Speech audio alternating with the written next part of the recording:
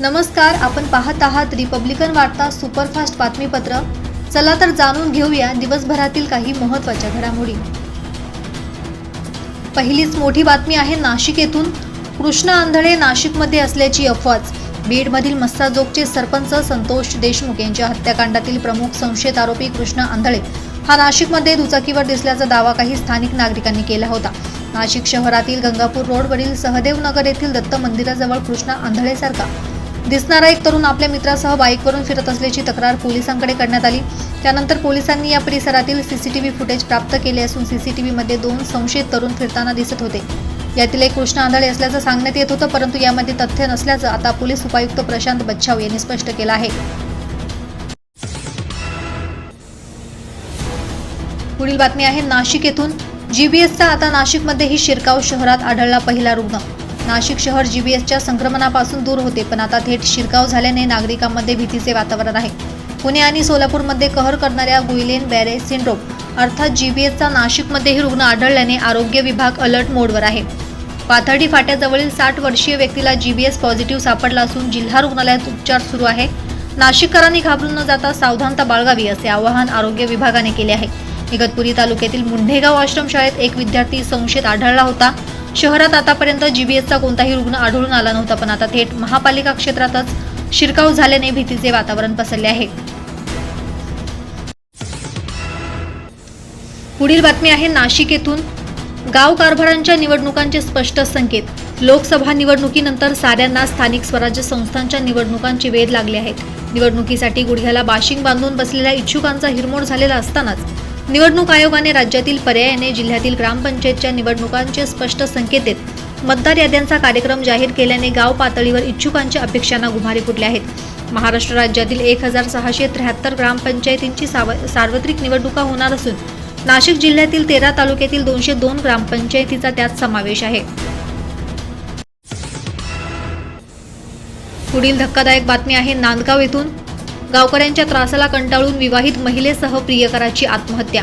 नाशिक जिल्ह्यातील नांदगाव तालुक्यात असलेल्या वंजारवाडी गावात धक्कादायक घटना घडली आहे। गावकऱ्यांच्या त्रासाला कंटाळून विवाहित महिला आणि तिच्या प्रियकराने आत्महत्या केल्याचा प्रकार समोर आलाय। गावातील मयत उज्ज्वला रामकृष्ण खताळ आणि ज्ञानेश्वर माधव पवार यांच्या दोघांचे प्रेम संबंध होते। गावकऱ्यांनी दोघांनाही आत्महत्या करा नाही तर ठार मारू अशी धमकी दिली।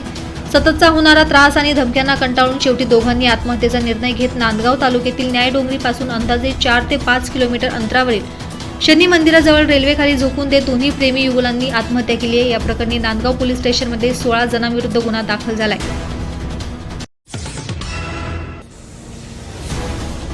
पुढील बातमी आहे परभणी येथून। शिक्षकांकडून प्रतिकात्मक अर्थसंकल्पाची होळी। होळीचे औचित्य साधून परभणी येथे राष्ट्रवादी शिक्षक सेलच्या नेतृत्वात शेकडो शिक्षकांनी प्रतिकात्मक अर्थसंकल्पाच्या प्रतीची होळी करीत सरकारच्या विरोधात बोंबाबोंब करून शिमगा साजरा केला। मागील 20 वर्षांपासून शिक्षक वाढीव टप्पा अनुदानासाठी आंदोलन करत आहे। निवडणुकीपूर्वी शिक्षकांनी आझाद मैदानावर छेडलेलं उपोषण मागे घेण्यास सरकारने भाग पाडून वाढीव टप्पा देण्याचं आश्वासन दिलं होतं। मात्र नुकताच सादर केलेल्या अर्थसंकल्पात शिक्षकांना अनुदान मिळेल असं वाटत असताना अर्थसंकल्पात वाढीव टप्पा देण्यासंदर्भात कुठलीच तरतूद केली नसल्याने संतप्त झालेल्या अनेक शिक्षक संघटनांनी एकत्र येत सरकारच्या विरोधात रोष व्यक्त करीत वाढीव अनुदान टप्पा तात्काळ देण्याची मागणी केली आहे। पुढील बातमी आहे फुलंब्री येथून। फुलंब्री पोलिसांची कान्होरी शिवारात अवैध दारू विक्रीवर धाड। छत्रपती संभाजीनगर जिल्ह्यातील फुलंब्री तालुक्यातील कान्होरी शिवारातील सावता टी हाऊस या हॉटेलवर अवैध दारू विक्री करणाऱ्या महिलेला अटक करण्यात आली आहे। रॉयल स्ट्रॉंग दारूच्या 10 बाटल्या, देशी दारू भिंगरी संत्र्याच्या 8 बाटल्या या सर्वांची अंदाजे किंमत एकूण 3300 रुपये असा मुद्देमाल महिलेकडून हस्तगत करण्यात आलाय। तसंच देशी विदेशी दारूची चोरटी विक्री करण्यासाठी ताब्यात आणि कब्जात बाळगताना मिळून आला म्हणून गुन्हा दाखल करण्यात आला आहे। पुढील तपास पोलिसांकडून सुरू आहे। पुढील बातमी आहे पैठण येथून। जेतवन धम्म संस्कार केंद्रात धम्म परिषद शिबिर।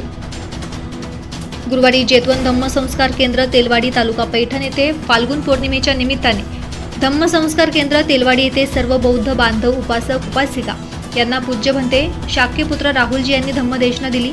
तसेच प्रशिक्षक पूज्य भंते धम्मसार यांनी प्रशिक्षण दिले। या प्रसंगी सोलापूर जिल्ह्यातील शेवगाव पैठण तालुक्यातील उपासक उपासिका मोठ्या प्रमाणात उपस्थित होते।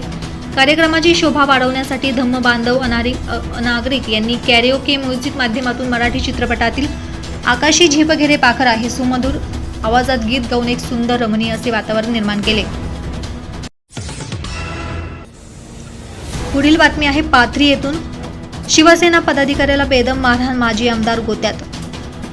परभणी जिल्हाधिकाऱ्यांसमोर झालेल्या बैठकीत साई विकास आराखड्यामध्ये शॉपिंग कॉम्प्लेक्सच्या आणि घरकुल या संबंधाने आर्थिक गैरव्यवहार झाल्याचा मुद्दा शिंदेच्या पदाधिकाऱ्याने मांडला. या संतापाच्या भरात राष्ट्रवादीचे माजी आमदार बाबाजानी दुर्राणी आणि त्यांच्यासोबत असलेल्या 3 कार्यकर्त्यांनी शिवसेना शिंदे गटाच्या पदाधिकाऱ्याला पाथरी नगरपालिकेसमोरच बेदम मारहाण केल्याची घटना घडली होती.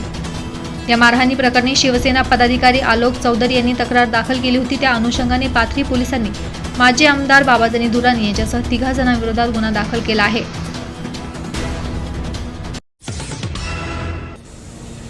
पुढील बातमी आहे फुलंब्री येथून. फुलंब्रीतील 8 दिवसांपासून जाम झालेले ड्रेनेज झाले मोकळे. फुलंब्री शहरातील वॉर्ड क्रमांक 8 आणि 12 मधील ड्रेनेज लाईन मागील 8 दिवसांपासून अनेक ठिकाणी बंद झाली होती. त्यामुळे अनेक नागरिकांच्या घरात दररोज घाण पाणी साचत होते, अशी तक्रार नगरपंचायत कार्यालयात अनेक वेळा देण्यात आली. नगरपंचायतचे कर्मचारी यांनीही चॉकअप काढण्याचा प्रयत्न केला, मात्र चॉकअप निघत नव्हते. शेवटी नगरपंचायतचे वॉर्ड क्रमांक 8 चे माजी नगरसेवक पती उमेश दुतोंडे यांनी लेखी तक्रार दिली आणि नगरपंचायत ॲक्शन मोडवर आली. शेवटी नगरपंचायतचे मुख्याधिकारी ऋषिकेश भालेराव यांनी छत्रपती संभाजीनगर येथून विशेष कर्मचारी मागून आज बंद पडलेली ड्रेनेज लाईन मोकळी करण्यात आली आहे. पुढील बातमी आहे गंगाखेड येथून. पोलीस ठाण्यासमोर भर दिवसा चोरी, दुचाकीस्वाराची 4.25 लाखांची रक्कम लंपास. एन पोलीस ठाण्यासमोरच वर्दळीच्या डॉक्टर आंबेडकर चौकात बुधवारी दुपारी 2 वाजता रोड रॉबरीची घटना घडल्यानं खळबळ उडाली आहे. SBI बँकेकडून काढलेली 3,88,000ची रोकड दुचाकीस्वाराच्या मानेला झटका देऊन चोरट्यांनी पळवली. विशेष म्हणजे एन पोलीस स्टेशन समोरील चौकातील CCTV बंद असल्याचे यावेळी निदर्शनास आले आहे. बँकेपासून 150 मीटर अंतरावर असलेल्या डॉक्टर आंबेडकर चौकात अशी घटना घडल्याने कायद्याचा धाक उडला नसल्याचंच एकंदरीत दिसून येत आहे. तर या होत्या आजच्या काही ठळक घडामोडी. पुन्हा भेटूया रिपब्लिकन वार्ता सुपरफास्ट बातमीपत्रात. तोपर्यंत आपण पाहत रहा रिपब्लिकन वार्ता news Maharashtra. Subscribe now and press the bell icon. Never miss an update.